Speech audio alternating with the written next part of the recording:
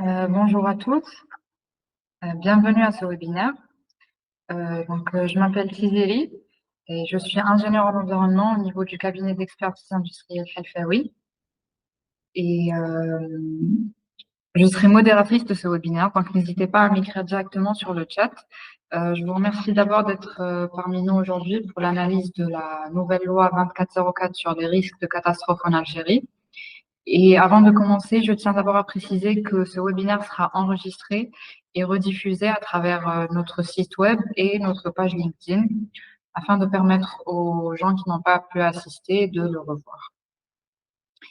Voilà, donc au programme aujourd'hui, les membres de l'équipe Khalfaoui vous présenteront différents aspects relatifs à la loi.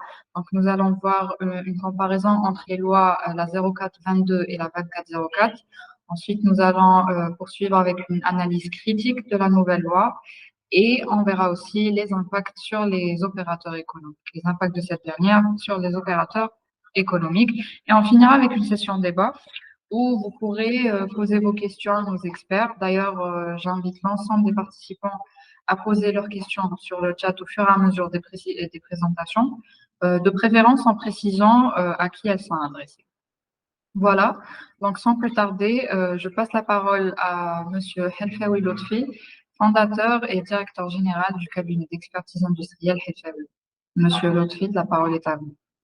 Bonjour, je vous remercie d'être aussi nombreux et j'espère qu'on sera rattrapé par d'autres personnes qui étaient intéressées par tout ce qui est risque de catastrophe ou risque catastrophique. Donc, le CEI Khalfaoui, c'est le cabinet d'expertise industrielle Khalfaoui, a été créé il y a une dizaine d'années, ou plutôt une trentaine d'années, j'y suis. Donc, c'est un cabinet indépendant. On a proposé et on propose toujours des prestations d'études, de diagnostic, de maîtrise d'œuvre dans les pôles d'activité diversifiés. Donc, nous avons plus de 30 ans d'expérience, une centaine de prestations de services, un millier de références et une présence sur 10 secteurs d'activité ou plus. Voilà. Parmi nos références, nous avons Tosiali, Sonatrach, comme vous le voyez, mais on a une forte tonalité avec le secteur oil and gas.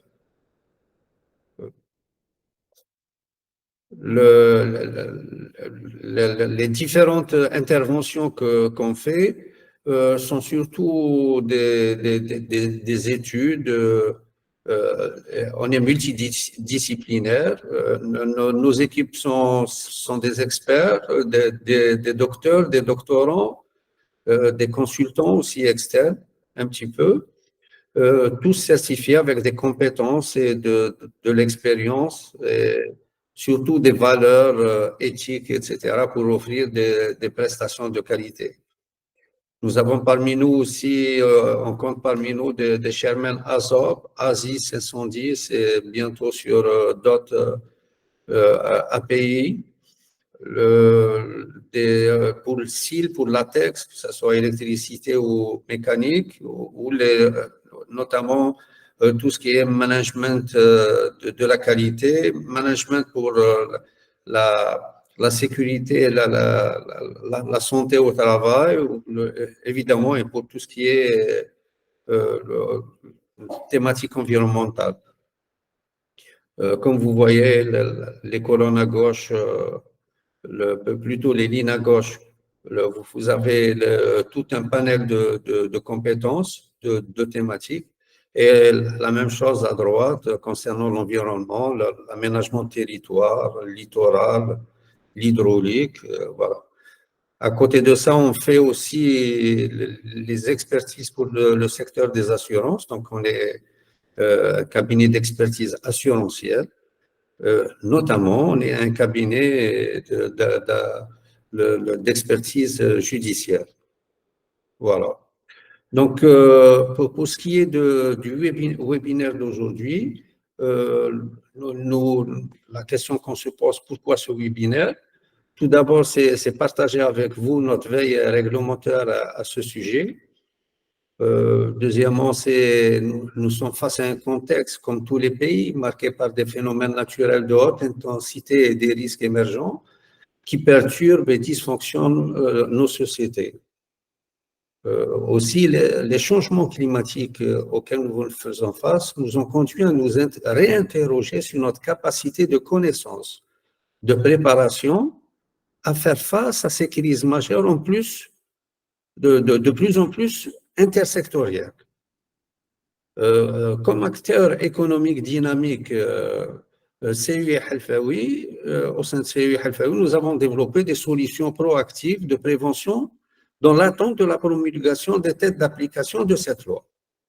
Donc, les intervenants suivants vont s'attacher à vous détailler tout ce qui se rapporte à cette loi et en complément par rapport à l'ancienne loi 04-20. Et je vous souhaite une bonne continuation. Très bien, merci beaucoup, Monsieur Halfaoui. Donc, on passe directement à notre première intervention. Madame Khadija Beddou, qui va nous parler, qui va nous faire une comparaison entre la loi 04-20 et la loi 24-04. Khadija, la parole est à toi. Merci Tizieli. Bonjour à tous. Bon, je suis ravie de vous retrouver aujourd'hui pour ce webinaire sur la nouvelle loi 24-04 portant sur les règles de prévention, d'intervention et de réduction des risques de catastrophes dans le cadre du développement durable. Donc, je suis honorée de vous présenter ma contribution qui, au cours de cette présentation, nous allons examiner de près les deux lois, la loi 04-20 et la nouvelle loi 24-04. Donc, nous allons explorer les nuances entre ces deux textes en mettant particulièrement l'accent sur les modifications apportées et les implications de ces changements. Donc, avant d'examiner les modifications apportées par la nouvelle loi 24-04, intéressons-nous à son intitulé. Comme vous voyez, nous remarquons que le terme risque majeur a été remplacé par risque catastrophe. Donc, cette évolution terminologique traduit une prise de conscience croissante des menaces potentielles et de la nécessité d'une préparation et d'une réponse adéquate. Donc, les deux termes, risque catastrophe et risque majeur, sont souvent utilisés de manière interchangeable, sauf qu'ils peuvent avoir des nuances ou deux sens selon le contexte. Dans la nouvelle loi, l'utilisation du terme risque catastrophe vise à englober un large éventail de situations potentiellement dommageables, dépassant ainsi la simple notion de risque majeur. Donc, ce choix terminologique met l'accent sur les conséquences graves et étendues d'un événement, soulignant son impact potentiellement dévastateur sur les personnes, les biens et l'environnement. Donc, quand vous voyez cette différence de terminologie, peut être le résultat de divers facteurs. Nous pouvons citer l'évolution des concepts, l'adaptation aux normes internationales et les avancées dans la recherche et la pratique en matière de gestion des risques et des catastrophes. Donc, si on veut, c'est-à-dire en résumé, nous concluons que l'utilisation du terme catastrophe, risque catastrophe, reflète une approche plus large et inclusive des dangers potentiels pouvant survenir du fait d'aléas naturels ou technologiques exceptionnels et ou du fait d'activités humaines et susceptibles d'entraîner d'importants dégâts humains ou matériels ou environnementaux. Donc, on peut conclure aussi une volonté, c'est-à-dire ça peut se traduire par une volonté de souligner l'importance de la préparation, de la prévention face à des événements graves et dévastateurs. Donc, si on passe aux objectifs, donc nous allons passer, c'est-à-dire aux différents changements et modifications apportés aux articles de la loi 04-20 et 24-04, et on commence par les principes et objectifs. Comme on le voit ici, l'objectif a été reformulé de sorte à couvrir un spectre plus large des risques. Donc, la loi numéro 24-04 vise, tout compte fait, à établir un cadre juridique solide pour la prévention, l'intervention et la réduction des risques catastrophes. tout en mettant l'accent sur l'information, la sensibilisation, la communication, la recherche scientifique et le renforcement des capacités institutionnelles pour assurer la sécurité et la résilience face aux catastrophes, qui sont d'ailleurs une priorité nationale.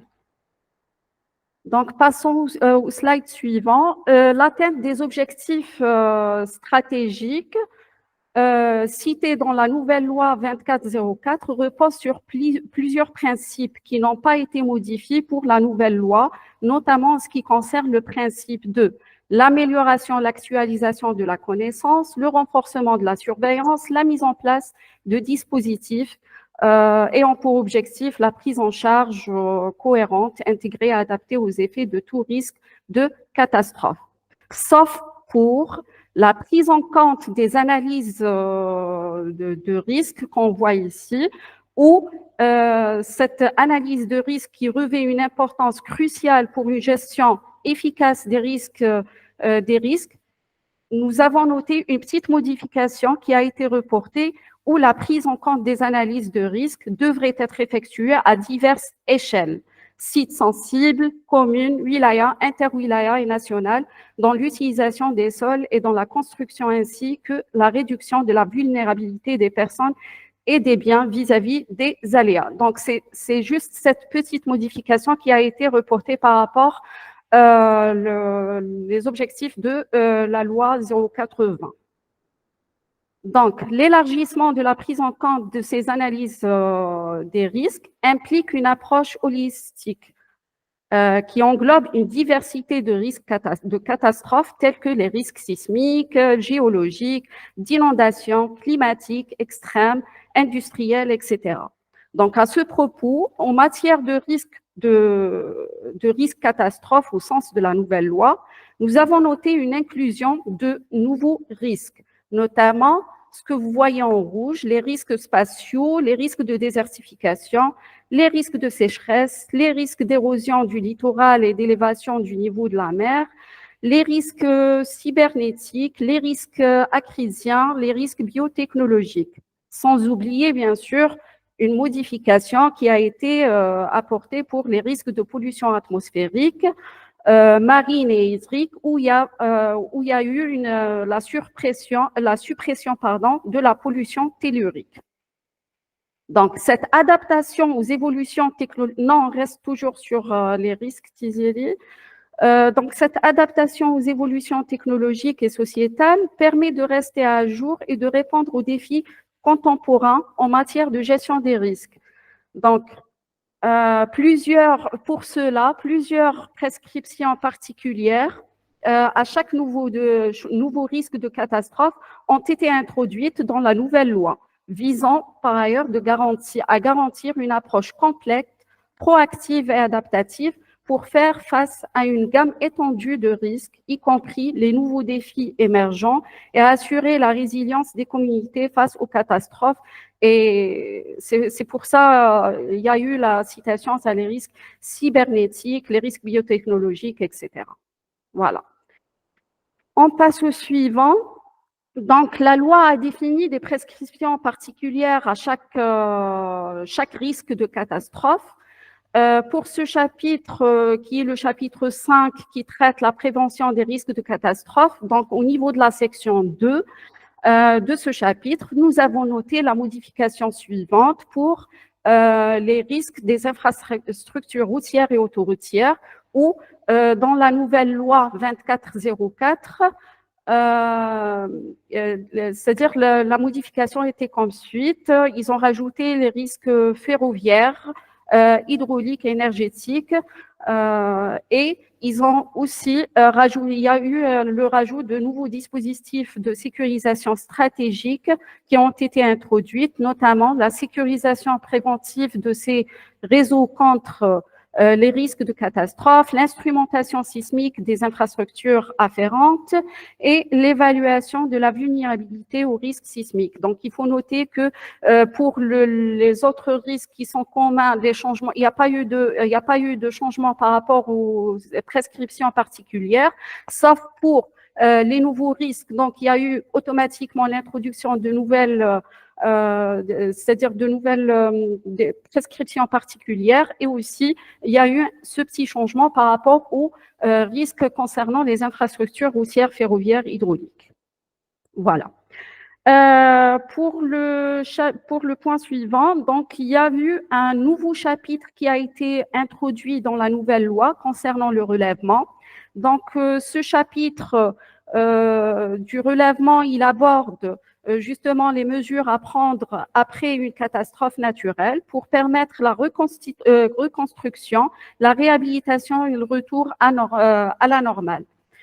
Comment ça? En définissant des exigences pour assurer la continuité du fonctionnement des services après la catastrophe, assister les sinistrés pour un retour à une vie normale, garantir la reprise des activités économiques, fournir un soutien psychologique et des services de santé aux personnes dans le besoin, prévenir de nouveaux risques de catastrophe en reconstruisant et réhabilitant de manière plus sûre, mise en place d'un comité intersectoriel chargé d'évaluer les dégâts et d'émettre des recommandations, l'élaboration d'un plan spécifique pour la gestion des décombres et la possibilité pour l'État d'accorder des aides financières ou en nature aux victimes conformément à la législation en vigueur. Donc, ces mesures visent justement à faciliter la transition vers la phase de relèvement après une catastrophe en mettant l'accent sur la reconstruction durable, la protection des populations affectées et la restauration des services essentiels. Et en dernier lieu, donc, il y a le chapitre des dispositions pénales qui vise à dissuader les comportements contraires aux règles de prévention des risques catastrophes en établissant des sanctions pénales claires et dissuasives pour assurer le respect et la mise en œuvre efficace des mesures de sécurité et de prévention. Donc, ce chapitre existait aussi dans la loi 080, sauf que dans la nouvelle loi 2404, donc il y a plus de rigueur, plus de précision, c'est-à-dire les montants les montants ont été un petit peu revus à la hausse, c'est-à-dire la durée d'emprisonnement, etc. Donc, c'est plus strict et plus c'est-à-dire plus rigoureux par rapport à l'ancienne loi. Donc, ces dispositions pénales visent justement à garantir le respect des règles établies pour assurer la sécurité et la protection des citoyens face aux catastrophes. Donc, il y a des infractions à l'article 24, donc concernant la construction dans les zones à risque, des infractions par rapport au non-respect des exigences de l'article 75 et 76 de la loi, qui parle de l'étude de vulnérabilité au risque de catastrophe pour toute installation industrielle avant sa mise en place, le PPI, le plan particulier et le plan interne d'intervention pour les installations industrielles et les lignes de transport par canalisation des hydrocarbures, et des sanctions pour les personnes morales qui enfreignent les dispositions de ces trois articles. Donc voilà globalement, c'est-à-dire les changements qui ont eu lieu par rapport à l'ancienne loi 080 et les différents rajouts. Donc pour une analyse plus critique, on va passer la parole à d'autres intervenants. Merci à vous. Très bien, merci Khadija. Merci. Sans plus tarder, on passe la parole au docteur Adnan Sildi pour une analyse critique de la nouvelle loi 2404. Adnan. Merci Désiré. Je souhaite la bienvenue à toutes et à tous dans ce webinaire sur la nouvelle loi 2404. Et sans trop tarder, on passe directement à l'analyse critique de cette nouvelle loi. Alors, on commence par les définitions dictées par cette nouvelle loi qui sont généralement bien formulées et couvrent de manière exhaustive les concepts clés liés à la gestion des risques et des catastrophes, notamment les termes comme des enjeux qui ont été définis comme les éléments à risque, incluant les personnes, les infrastructures, les capacités de protection et les services écosystémiques, ce qui est essentiel pour une évaluation complète des risques. On voit aussi le terme résilience qui a été défini et bien détaillé. Alors, la définition couvre des dimensions de la résilience, la résistance, l'absorption, l'adaptation et la restauration. Il souligne l'importance de la réservation et de la restauration des structures et fonctions essentielles. On voit aussi que la vulnérabilité, que sa définition est exhaustive, prend en compte les différents facteurs physiques, socio-économiques, environnementaux qui influencent la fragilité des populations et de leurs biens face aux risques. Next slide. C'est bon. Donc là, on voit les 18 risques présentés par Madame de Khadija. Donc, on voit les points positifs. On voit que la loi identifie une large gamme de risques, allant des risques sismiques, géologiques, aux risques cybernétiques et biotechnologiques. Cette exhaustivité est essentielle pour une approche intégrée de la gestion des risques de catastrophe. On voit aussi l'introduction des risques modernes, tels que l'inclusion des risques cybernétiques et biotechnologiques, montre une prise de conscience des menaces modernes qui émergent avec le développement technologique. Cela reflète une vision avant-gardiste et une adaptation aux nouveaux défis.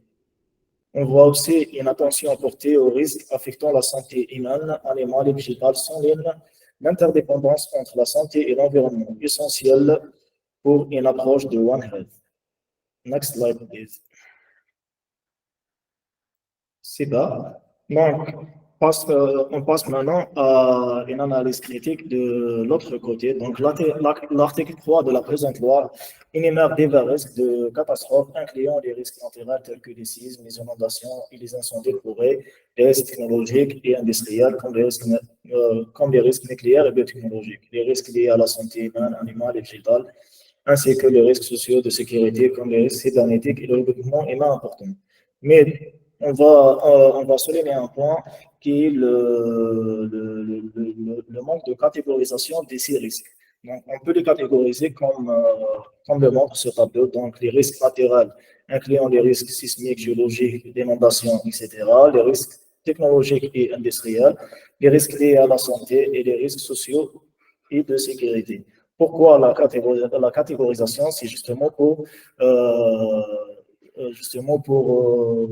cibler les efforts pour que l'intervention soit efficace face à n'importe quel risque en fonction de sa catégorie.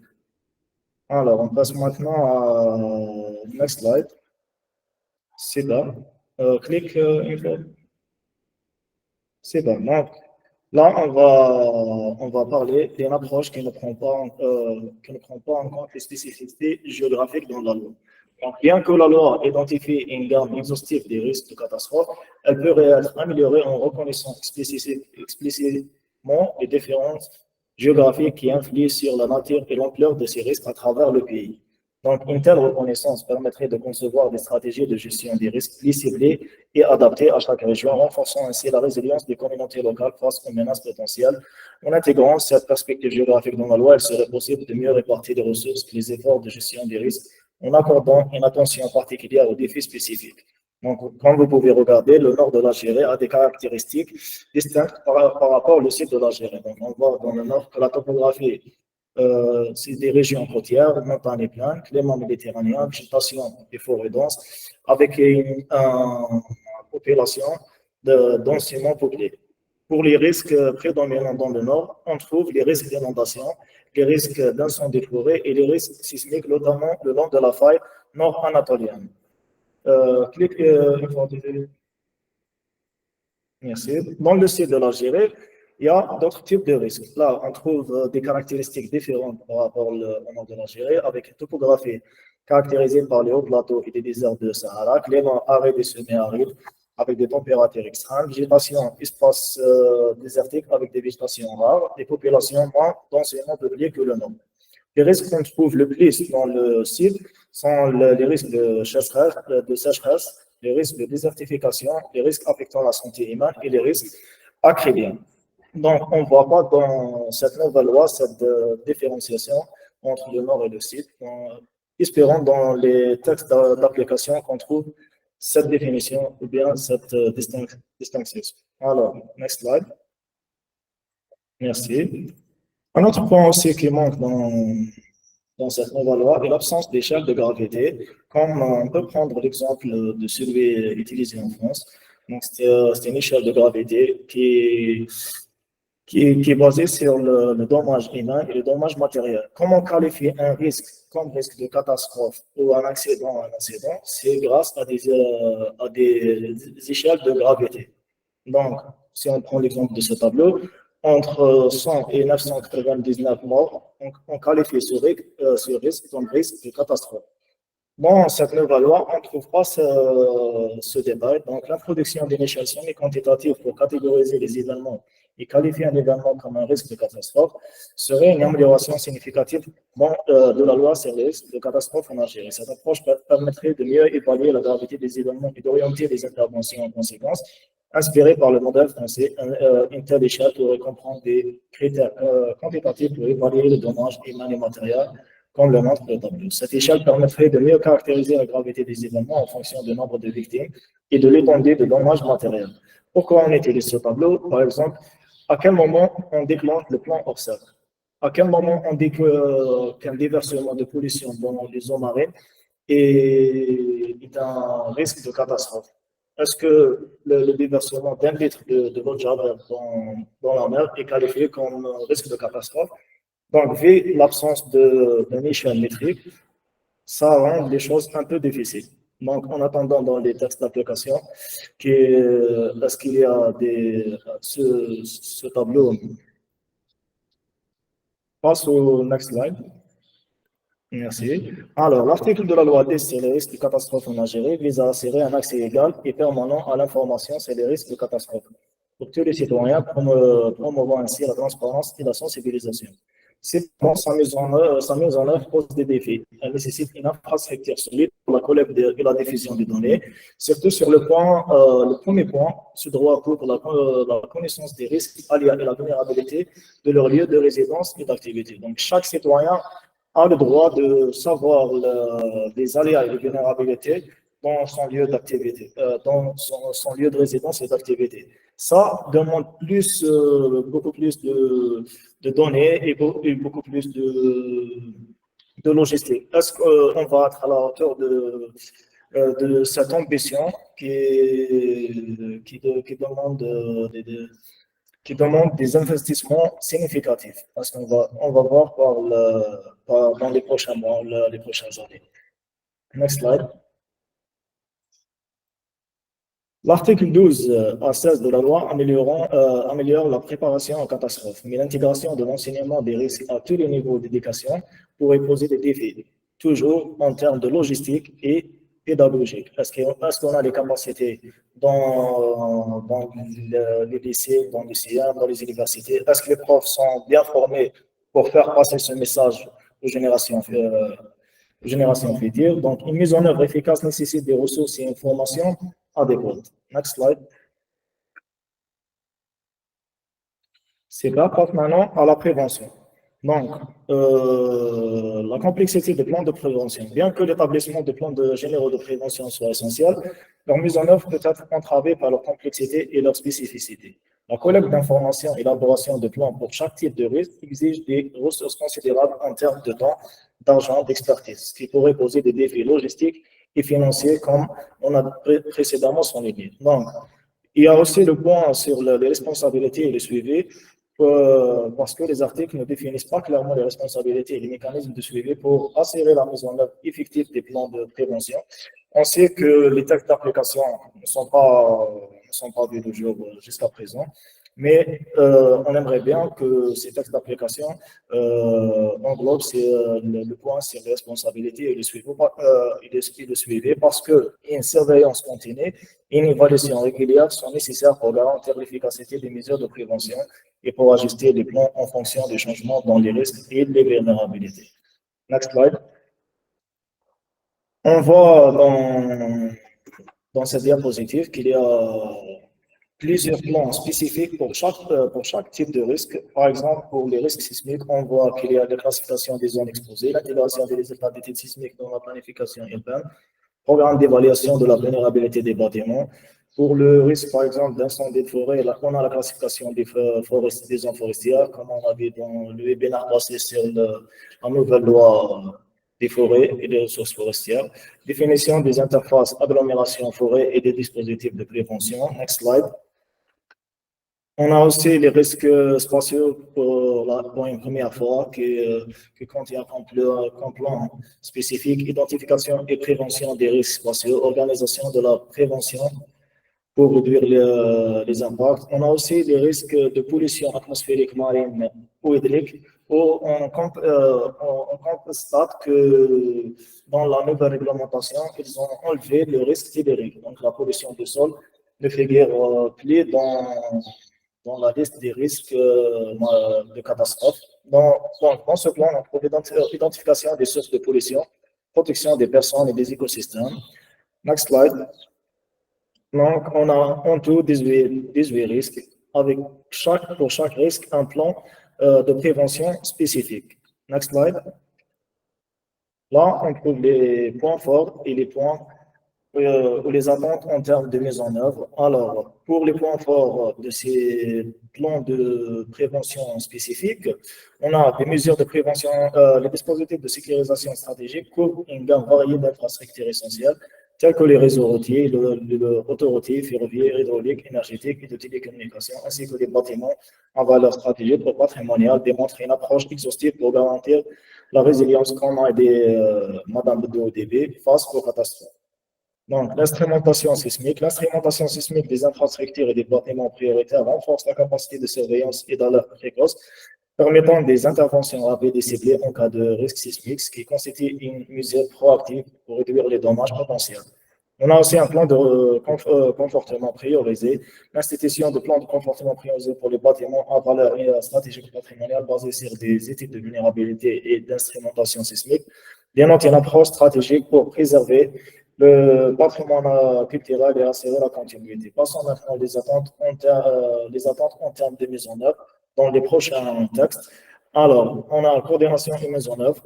Bien que des mesures spécifiques soient énoncées, une clarification supplémentaire, c'est la coordination entre les différentes entités responsables de la mise en œuvre de ces mesures, ainsi que les mécanismes de suivi et de compte rendu pour renforcer l'efficacité globale des dispositifs de sécurisation.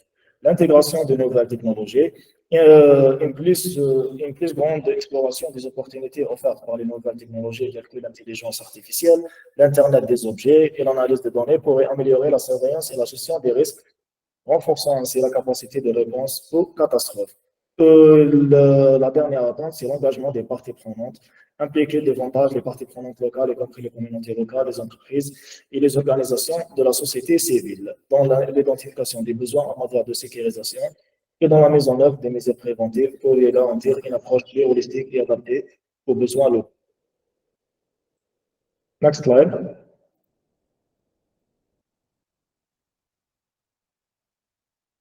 Non, avant. Intervention, les plans hors-sac. C'est ça, ouais. Pour la prise en charge des catastrophes, il est institué en vertu de la présente loi des plans d'organisation des secours hors-sac, des plans particuliers d'intervention. Next slide. Donc, les points forts et les attentes en termes de mise en œuvre. Donc, on a la structuration hiérarchique des plans hors-sac, priorisation des interventions, mobilisation des ressources, plan particulier d'intervention et réserve stratégique. Les attentes en termes de mise en œuvre, clarté et détail des modalités en mise en œuvre, formation et préparation, implication de la communauté, évaluation et retour d'expérience, intégration avec les initiatives internationales. Next slide. Les initiatives de relèvement. Les dispositions pour le relèvement après une catastrophe sont bien structurées, abordent les besoins immédiats et à long terme des sinistrés. La continuité des services essentiels et le soutien psychologique sont des éléments précieux. Cependant, la loi manque de détails sur la mise en œuvre pratique et l'implication des communautés locales. La constitution d'un comité intersectoriel est une bonne initiative, mais ses missions et son fonctionnement devraient être clairement définis pour éviter des inefficacités. Et merci. Très bien, merci beaucoup, Hélène, pour ces éclaircissements. Donc, on passe maintenant à l'impact de la nouvelle loi sur les opérateurs économiques qui nous sera présenté par M. Nabil Mourlani. Nabil? Merci Thierry. Salam alaikum. Bonjour à toutes et à tous. Donc, on va essayer d'interpréter à peu près certains points et de voir l'impact de cette loi. Donc, la loi, il n'est pas nouvelle. Donc, c'est une mise à jour d'un dispositif et d'un mécanisme déjà mis en place. Et voilà, donc la prochaine diapo, Thierry, s'il te plaît. Thierry, voilà. Donc, comme indiqué dans l'article 17, les acteurs économiques sont répartis en deux catégories principales, essentielles. Donc, nous avons l'acteur public et privé, et ils ont un rôle essentiel dans la gestion des risques de catastrophe. Donc, leur implication peut être bénéfique pour la gestion des risques de catastrophe, mais elle peut être aussi difficile si les mécanismes et les outils ne sont pas définis et ne sont pas clairs. Donc, l'impact de la loi sur ces acteurs peut être considérable, influençant leurs responsabilités, leurs coûts, leurs opérations, leur conformité et, dans certains cas, même leur compétitivité. Donc, bien que la loi puisse offrir des avantages significatifs en termes de protection et de résilience, donc le terme résilience est important aussi dans cette loi, donc pour les entreprises, et peut également entraîner des coûts et des contraintes qu'il convient de prendre en compte dans l'évaluation de son impact global sur les acteurs économiques. Donc, c'est ce qu'on va essayer d'identifier. Donc, quels sont ces impacts sur les opérateurs économiques? La prochaine. Donc, les impacts de la loi sur les acteurs économiques peuvent être diversifiés et significatifs. Elles peuvent être catégorisées selon plusieurs façons. Donc, nous, on a essayé de les catégoriser selon les cinq aspects cités. Donc, nous avons l'aspect financier. Donc, on verra les points positifs, peut-être les risques par rapport à cet aspect. Il y a les aspects opérationnels, donc soulignés aussi par la loi. L'aspect juridique et de conformité, là aussi, on traitera les deux aspects, les points forts et les risques. La réputation et la relation avec les parties prenantes. Le dernier point, c'est l'innovation et opportunités commerciales pour certains acteurs économiques. Donc, pour l'aspect financier, donc un logigramme qui va vous présenter donc les risques liés à ça. Donc, l'aspect financier, nous avons un avantage. Donc, la loi peut offrir une protection accrue aux entreprises contre les effets néfastes des catastrophes en exigeant la mise en place des mesures de prévention, de préparation et de réponse. Donc, ça, c'est un point fort. Mais il y a aussi un risque lié aux coûts supplémentaires et à la gestion administrative. Donc là, ces deux points ils doivent être pris en considération dans les textes d'application. Donc, puisque c'est des cas qui peuvent freiner et perturber la mise en place ou l'implication des acteurs économiques dans la gestion des risques de catastrophe. Le deuxième aspect, c'est l'aspect opérationnel. Donc, l'aspect opérationnel est lié à la nécessité d'adapter des chaînes d'approvisionnement, la stabilité opérationnelle et la continuité des activités aussi en cas de catastrophe, et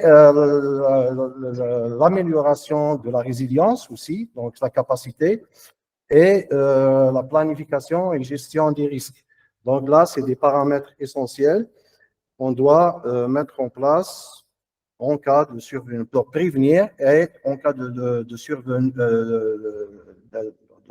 en cas d'une catastrophe, pour gérer les conséquences d'une catastrophe, notamment la partie planification des gestions de risque et la stabilité opérationnelle. Sur l'aspect juridique, donc, moi, j'ai souligné un point fort. Donc, c'est la responsabilité accrue. Donc, la nouvelle loi accroît la responsabilité légale des entreprises en cas de négligence ou de non-conformité aux normes de sécurité. Donc, les exposant à des risques juridiques et financiers accrus par rapport à la première loi de 2004. Là, c'est un point aussi positif, fort. J'ai souligné aussi par rapport à ça deux risques. Deux risques si on n'a pas les moyens nécessaires pour la mise en place. Donc, j'ai souligné le premier risque, c'est le risque accru de non-conformité. Là, c'est dû à l'ambiguïté de certaines parties de la loi, notamment les études de vulnérabilité qui n'est pas claire. Cette partie n'est pas vraiment claire pour les opérateurs économiques. Donc, l'ambiguïté de cette partie de la loi peut rendre plus difficile pour les opérateurs économiques de déterminer si leurs pratiques, leurs installations respectent la loi. Cela peut accroître le risque de non-conformité involontaire et exposer les entreprises à des sanctions réglementaires. Donc ça, c'est le premier risque. Le deuxième risque, c'est toujours lié à l'ambiguïté de certaines parties de la loi, c'est le risque d'hésitation à l'investissement. Là aussi, donc par crainte de violer involontairement la loi et de faire face à des conséquences négatives. L'image et l'engagement. Donc l'engagement, les opérateurs économiques peuvent être appelés à collaborer davantage, donc à travers les plans, de gestion. Donc, on doit souligner les plans de gestion de crise, donc l'ORSEC, le PPI et le PII. Donc, les opérateurs économiques sont appelés à collaborer davantage, notamment côté PPI et PII. Et la réputation, là, peut-être le non-respect des normes de sécurité peut nuire à la réputation de l'entreprise, ça, c'est clair. Un autre paramètre, un autre aspect, c'est la nouveauté et les opportunités. Donc, c'est le dernier point qu'on va discuter. La nouveauté et les opportunités, là aussi, nous avons un point fort et un risque. Le point fort, c'est l'opportunité commerciale pour certains acteurs économiques. Donc, certaines entreprises pourraient trouver de nouvelles opportunités commerciales dans le domaine de la gestion des risques de catastrophe en offrant des services de consultation, comme notre cas, la construction, donc le domaine de construction, de l'ingénierie, la formation, la fourniture des équipements de sécurité. Là, c'est une opportunité commerciale pour certains acteurs. Le risque, il y a un risque peut-être caché, c'est l'altération de la concurrence. Donc, toujours lié à l'ambiguïté et l'interprétation de certains acteurs économiques, de certaines exigences. Donc, certaines entreprises parviennent à interpréter la loi de manière à leur avantage. Cela peut forcer la concurrence en créant des asymétries d'information ou des situations où certaines entreprises bénéficient d'un avantage concurrentiel juste en raison de leur interprétation de la loi. Là, c'est le risque. Alors, pour conclure, donc, je fais un conseil et un appel en conclusion. Donc, le conseil, c'est il ne faut pas considérer les coûts et les charges administratives. Donc, ces coûts et les charges administratives ne doivent pas être vus comme des obstacles insurmontables, mais plutôt comme des investissements dans un avenir plus sûr et plus résilient. Là, c'est pour le conseil. Et l'appel, donc, c'est par rapport à l'ambiguïté de certaines parties de la loi qui peut entraîner des conséquences néfastes pour les opérateurs économiques en créant de l'incertitude, des coûts supplémentaires et des risques accrus de non-conformité.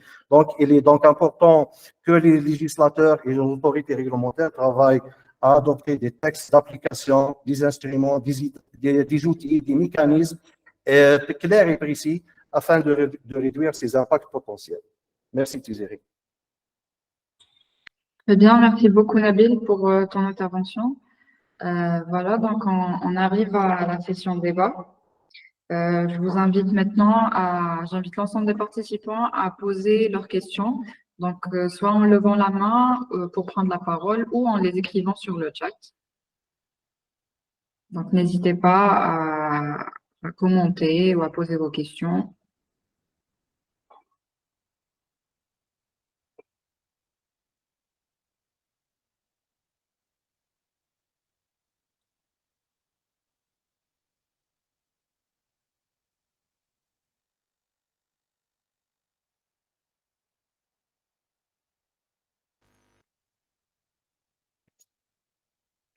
Thierry, Oui. Oui, bonjour. Puisqu'il n'y a pas de questions pour l'instant, je vais me lancer en premier. Il y a un point que j'aimerais que nos intervenants puissent développer un petit peu, c'est celui de l'étude de vulnérabilité. C'est une nouveauté dans cette loi, donc une exigence qui a été formulée à plusieurs reprises. Et j'aimerais bien un petit peu que Madame Bedou, Monsieur Mokralani ou Monsieur Sidhadi puissent intervenir un petit peu pour développer leur point de vue par rapport à cette nouvelle exigence vis-à-vis des opérateurs et comment elle pourra être mise en œuvre.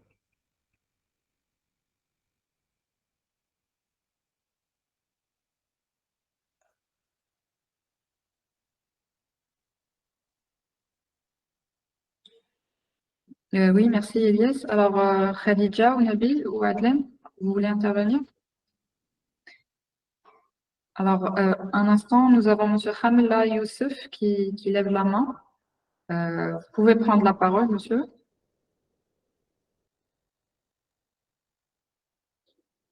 Bonjour, Bonjour, oui. vous m'entendez bien? Oui, allez-y. D'accord, merci. Je tiens d'abord à vous remercier pour cette présentation. Je remercie bien l'équipe de CEFAWI pour cette expertise et cette analyse approfondie de la loi. En fait, j'ai une petite question. Vu ma petite expérience professionnelle au niveau de contrôle des installations industrielles, donc nous trouvons toujours des difficultés sur l'application de quelques dispositions réglementaires, notamment en matière de l'application des plans ORSEC, conformément au décret exécutif 1959, ou bien actuellement, à ce jour, c'est depuis 2019, la liste des sites sensibles, parce qu'il y a des sites sensibles qui sont soumis à un plan ORSEC. La liste des sites sensibles n'a pas encore été identifiée. Les critères de sélection de ces sites sensibles n'ont pas encore été définis. Une commission, conformément à la réglementation, donc une commission au niveau du wilaya sera créée pour l'identification de ces sites sensibles. Donc à ce jour, il n'y a pas de décision, il n'y a pas d'installation de cette commission. J'ai également une autre préoccupation par rapport au plan interne d'intervention. Donc, conformément au décret exécutif 0698 modifié et complété, l'élaboration d'une étude de danger et une étude d'impact pour d'une étude de danger, son approbation est nécessaire pour l'obtention d'un plan interne d'intervention, conformément au décret exécutif 09-335. L'actualisation des pays est obligatoire chaque 5 ans, alors que l'actualisation de l'étude de danger n'est pas obligatoire, conformément au même décret exécutif.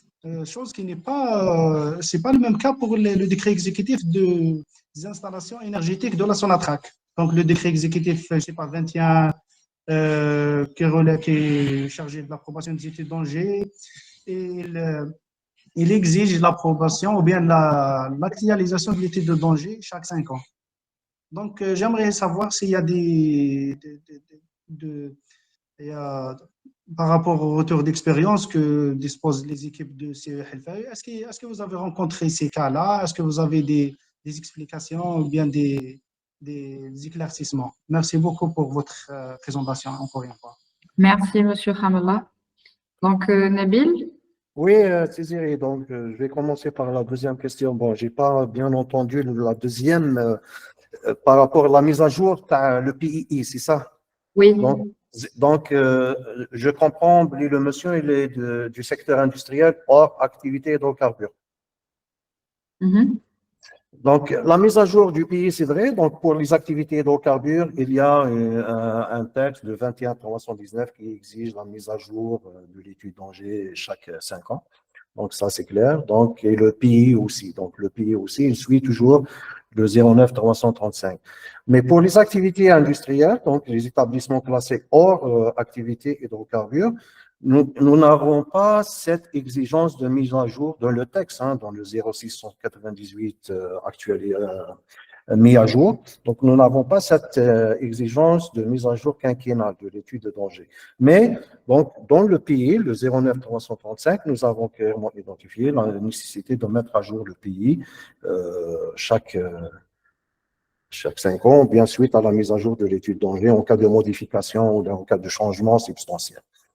Donc, ça, c'est pour le PII. Pour le plan Orsec, effectivement, la définition des sites sensibles nécessitant les PPI et puis les plans Orsec, il y a une lenteur dans la mise en place de ce système, c'est vrai. Donc là, c'est dû, je ne sais pas, peut-être à des formations, il y a la définition des sites sensibles et tout ça, il y a des contraintes pour faire ça. Mais le plan Orsec, donc, il suit le PPI. Donc, nous avons la suite de déclenchement. Donc, on aura le déclenchement du PPI en interne. Si ça risque de déborder à l'extérieur, nous avons un deuxième dispositif qui est le PPI. Si on met en alerte le PPI, donc, si on met en place le PPI, donc le plan Orsec sera mis en alerte. Donc, ça, c'est la suite de déclenchement. La définition de ces sites sensibles soumis, donc il y a pour l'instant un retard dans la définition, dans leur définition. D'accord, très bien. Donc, on passe à la prochaine question. Je pense que celle-ci est adressée à Madame Bedou Khadija. Donc, pourquoi plutôt la pollution tellurique a été supprimée? Est-ce qu'en réalité, il n'y a plus de risque tellurique? Est-ce qu'on est arrivé à un stade où on a pu contrôler ce type? Khadija? Oui, alors pour ce point, donc non, la raison c'est pas parce que on n'a plus de pollution de sol, non, ça a été c'est pas le cas. C'est vrai, bon, peut-être que pour la pollution du sol, il y a un vide juridique par rapport au seuil réglementaire, aux limites de conformité. Donc, on se retrouve toujours en train c'est-à-dire de choisir par rapport à l'activité, par rapport à la pollution. C'est-à-dire, il n'y a pas de choisir enfin des paramètres c'est-à-dire des paramètres à analyser en fonction de l'activité, mais enfin c'est-à-dire on peut dire que peut-être que ça aurait été la cause, mais c'est pas parce que on n'a plus de pollution, voilà. Donc, on peut aussi la trouver, la pollution du sol, d'une façon, parce qu'il y a d'autres textes qui régissent c'est-à-dire, disons, cet impact sur le sol via les études d'impact pour les installations industrielles, etc. Donc, il y a des audits à faire. Il y a d'autres textes réglementaires qui régissent la conformité par rapport à la pollution, Voilà. Très bien, merci. Donc, prochaine question. Comment la loi envisage-t-elle de garantir la coordination efficace entre les différents niveaux de plan Orsec? Donc, sur l'échelle nationale, interwilaya, communale et sites sensibles, lors d'une catastrophe nationale. Madeleine? J'aimerais bien ajouter un mot par rapport à la question de Hadjara Ouména sur la pollution des sols. La première cause derrière la suppression de cette pollution, c'est parce que dans la loi 0310,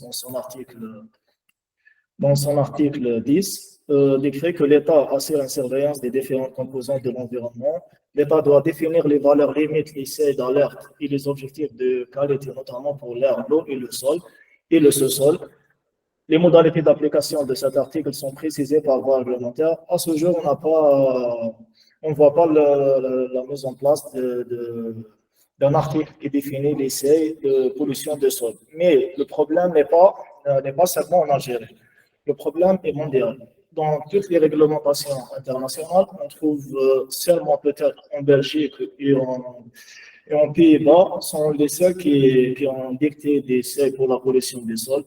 Et les raisons sont diverses. On peut citer quand même des raisons. Il y a des sols qui sont des sols situés dans une zone industrielle. On ne peut pas appliquer les seuils ces sols, sur les sols de secteur agricole, où ils sont déjà, où on trouve des engrais riches en azote et phosphate et tout, des sites industriels peut-être riches en mercure, mais sur des seuils, peut-être dans une zone industrielle, n'influence pas la qualité de sol. Donc, des concentrations normales. Donc, à cause de ça, je pense qu'ils ont décidé de supprimer carrément la pollution tellurique jusqu'à la mise en place des seuils définitifs. Très bien, merci pour ton intervention, Edlan. Et par rapport au plan Orsec, la question qui a été posée sur le chat. Je pense que Nabil est le mieux placé pour répondre à cette question. Merci Adlan, c'est ça. Juste pour les plans ORSEC, donc il faut un webinaire pour détailler les mécanismes de mise en place d'un plan ORSEC. Donc, il n'est pas traité dans ce webinaire. Donc, juste, je vais donner donc les mécanismes de suivi, de mise en place, de réalisation, de mise en place et de suivi des plans ORSEC doivent être déjà ils sont définis dans le décret exécutif 1959 qui nécessite une mise à jour. Donc, les mécanismes de mise en place, ils seront définis dans le nouveau texte d'application. D'accord. Donc, pour l'instant, c'est toujours le décret 1959 qui est en application. Ok, très bien, merci Nabil. Donc on a deux personnes qui ont levé la main. Je pense qu'on va ils vont prendre la parole et je pense qu'on clôturera la session débat. Monsieur Mohamed Bariq.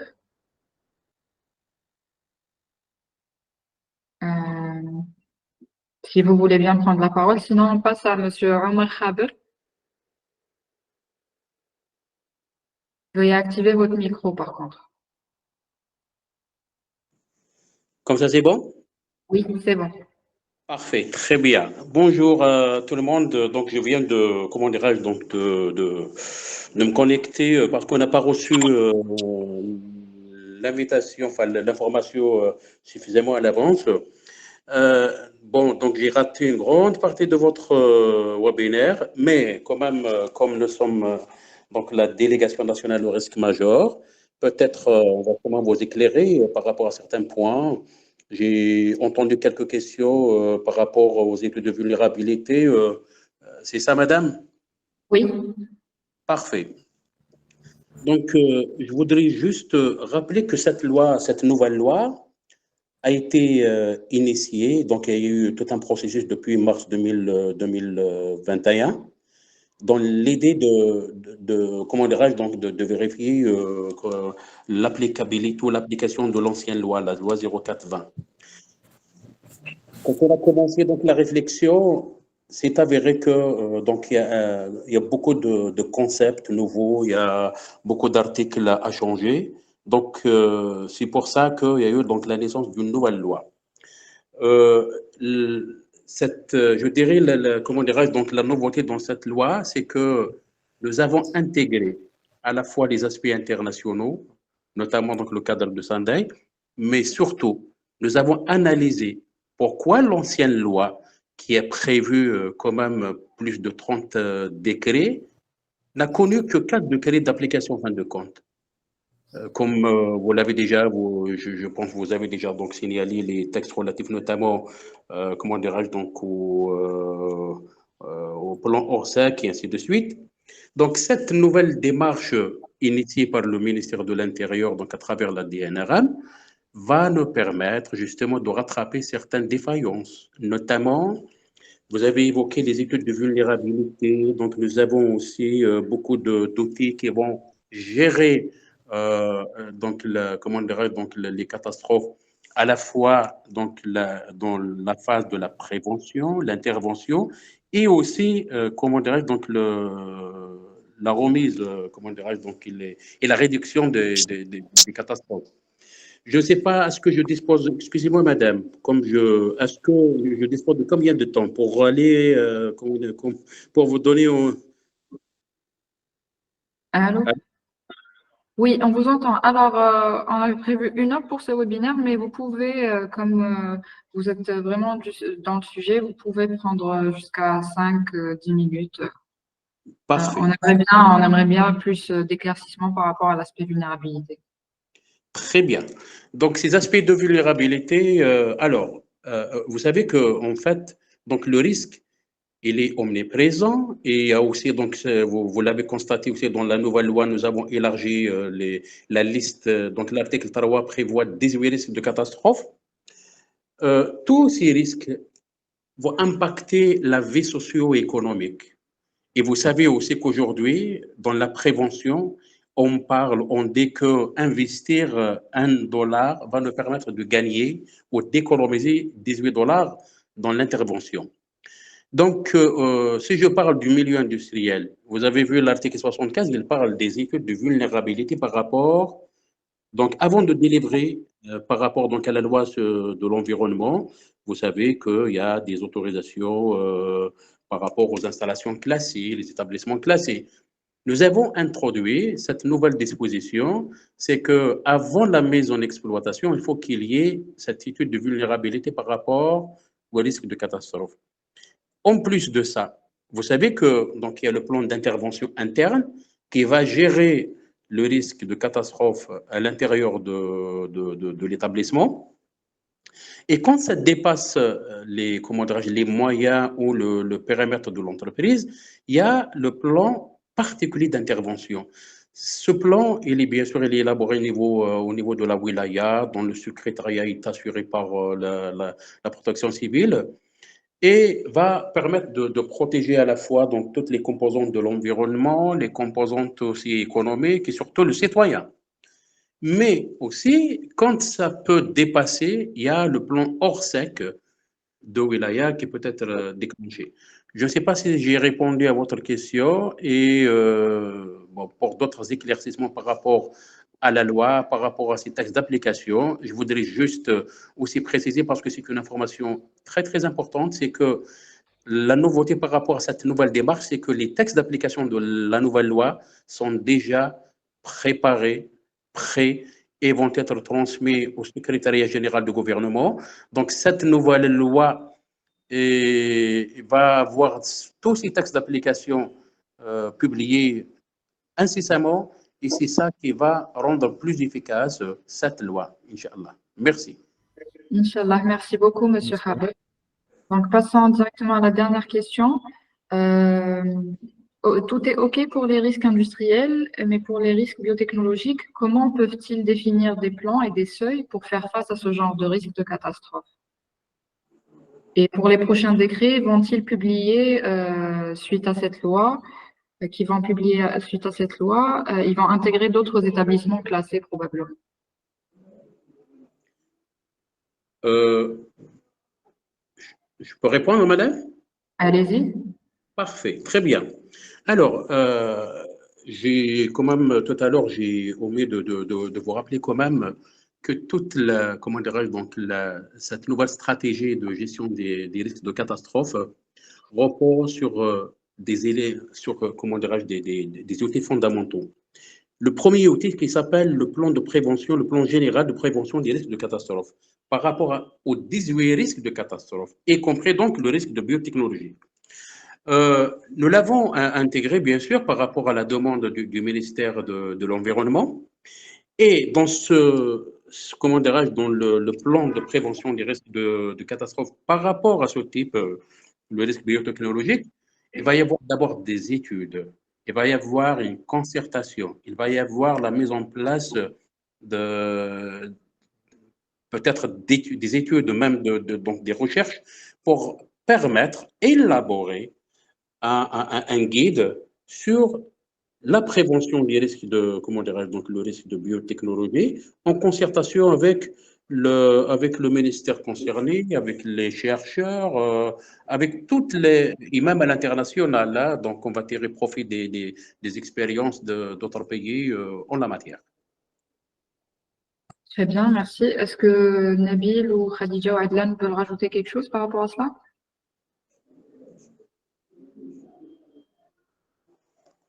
Non? Alors déjà, la biotechnologie, c'est une nouvelle filière installée en Algérie. Donc, on ne sait pas encore comment,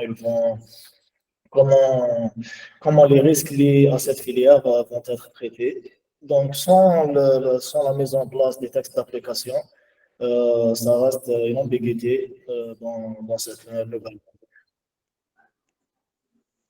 Très bien. Donc, on ne peut pas s'avancer sur ces risques. D'accord. Alors, on a une dernière demande de Madame Fortas Saliha.